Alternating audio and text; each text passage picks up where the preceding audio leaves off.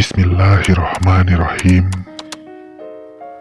Assalamualaikum warahmatullahi wabarakatuh.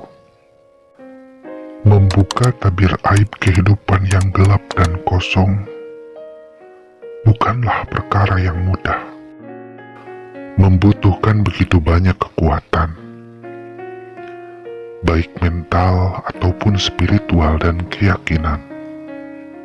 Apalagi bicara soal ketabuhan hidup di zaman yang semakin modern seperti sekarang ini, adalah langkah yang akan menjadi konflik batin berkepanjangan.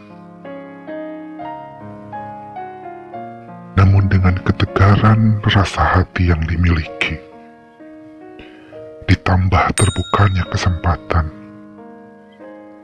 saat inilah akan diceritakan perjalanan yang bisa dikatakan rumit dengan segala duka yang menerpa. Ya, sudah saatnya semua dibuka demi menyampaikan kebenaran. Kebenaran yang hakiki yang harus disebarkan. Sekalipun hal ini pasti menjadi kontroversi bagi sebagian orang yang tak sepaham. Semoga apa yang terurai nanti bisa diberkahi ilahi Rabbi, agar menjadi motivasi dan inspirasi bagi setiap orang yang mengalami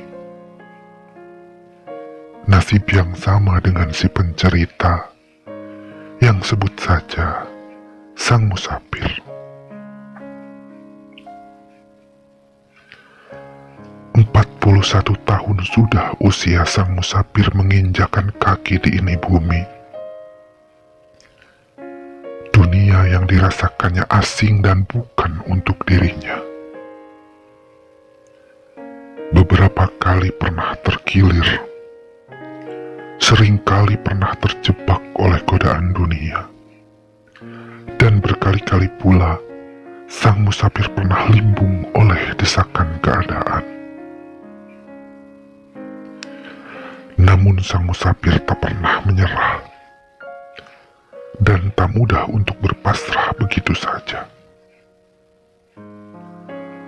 Berbekal keyakinan yang tersisa, sang musafir terus mencoba mencari jawaban pasti yang harus dia dapati. Walaupun sering pula sang musafir goyah karena bisikan iblis yang menawarkan fatamorgana yang begitu menyilaukan mata. Sang musafir terus mencoba mencari jawaban jati dirinya. Jati diri yang seharusnya dan sebenarnya harus diperjuangkan dan dipertahankan. Sang musafir tidak mau hatinya terus bimbang. Sang musafir sudah lelah pada keraguan-raguan yang menyesatkan. Terkadang sang musafir itu tersungkur karena jengah. Terkadang pula berjalan dengan tengada, walaupun hati dan dirinya lemah. Namun dengan keyakinan yang semakin berkurang jumlahnya, sang musafir berusaha terus mendapatkan jawaban siapa dia sebenarnya. Maka segala godaan sulit terus dihadapinya. Pernah beberapa kali sang musafir mencoba dengan berbagai cara. Di antaranya bersosialisasi dan bergaul dengan masyarakat di kampungnya. Namun hatinya terburu hancur oleh penolakan. Dan hinaan yang dia dapatkan begitu menyakitkan. Bergaul dengan sesama lelaki, sang musafir jadi bulan-bulanan ejekan dan cemoohan karena berbeda gaya bicara dan kelakuan. Mencoba bermain dengan wanita, sang musafir pun salah karena jasadnya tidak sama dengan mereka.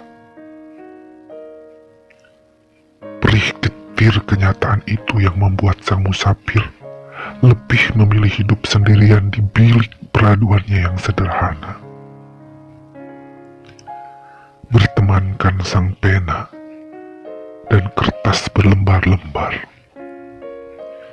menjadi hiburan yang sedikit menggeserkan rasa sakit hatinya menjadi lega oleh coretan derita yang dialaminya.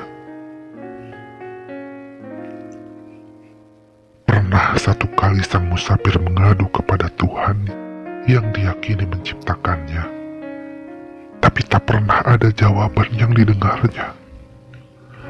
Sekali waktu juga sang musafir pernah bercerita untuk mencari pelindungan dari seorang ayah yang dianggap sebagai pelindung keluarga. Namun apa yang didapatkan? Justru hal itu menjadi malapetaka, karena sang musafir dianggap sebagai anak yang terlahir hanya membawa kehinaan keluarga. Hanya satu tempat yang masih memiliki nurani, yang masih bisa dijadikan bahan acuan untuk sang musafir bertahan, yaitu kepada sosok bidadari yang tak memiliki sayap juga tongkat keemasan, tak memiliki mantra juga ajian yang mampu menyilaukan. Dia hanya seorang wanita yang rapuh dengan usianya yang semakin sepuh. Dia lemah, bahkan ringkih, tak memiliki keunggulan. Yang dia miliki hanya senyuman indah, yang mampu membuat sang musafir kuat melewati segala kepahitan hidupnya. Wanita itu memang tak memiliki bahasa bak pujangga, tak bisa mengukir kata mutiara penuh makna. Namun setiap usapan dua tangan lembutnya, sentuhan dan sapuan bibirnya di kening, juga sorot mata yang menyejukkan, yang membuat sang musafir seakan memiliki nyawa kedua untuk tetap kokoh berdiri menghadapi kenyataan pahit hidupnya. Ya, dialah ibunya tercinta. Ibunya lah yang selalu ada untuk sang musafir kala sedih dan gundah melanda. Berbagai derita dihadapi sang musafir dengan tak berdaya. Hinaan di rumah menjadi makanan kesehariannya. Cemoohan di luar rumah menjadi kudapan yang tak bisa dihindarinya. Ledekan dan kata-kata menyakitkan di sekolah menjadi cemilan garing yang sudah dirasakannya membuat muak, namun tak bisa ditolaknya.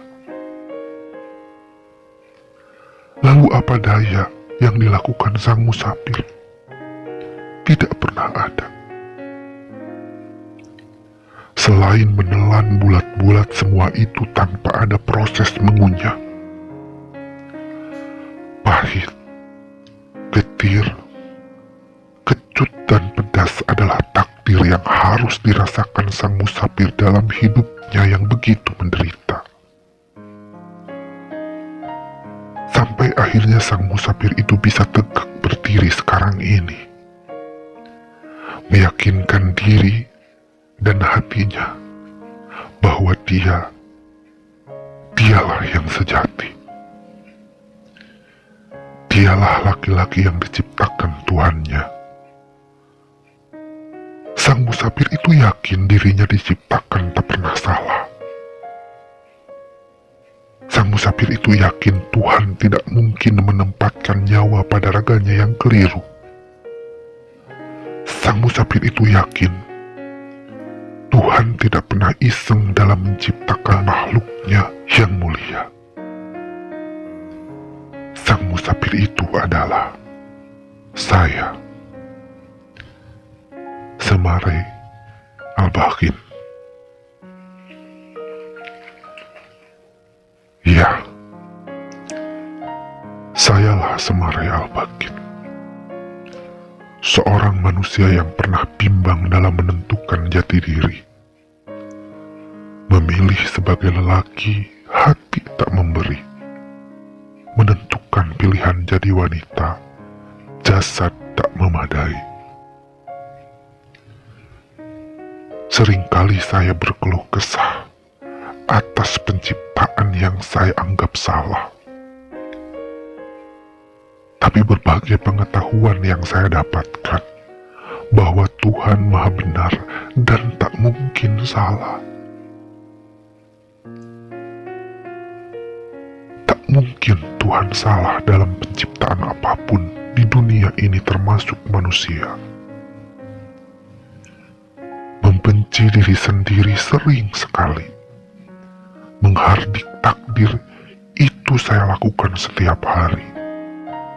Bahkan memusuhi Tuhan pun pernah saya lakukan.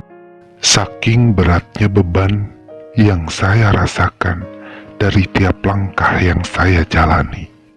Namun kini, alhamdulillah, saya sudah bisa meyakini inilah yang terbaik dari Tuhan untuk saya. Dan kini pula saatnya saya ingin berbagi lewat video ini. Semoga saja bisa jadi inspirasi untuk lebih meyakinkan bahwa adanya Tuhan Sang Maha Penguasa dunia dengan segala isinya, termasuk saya.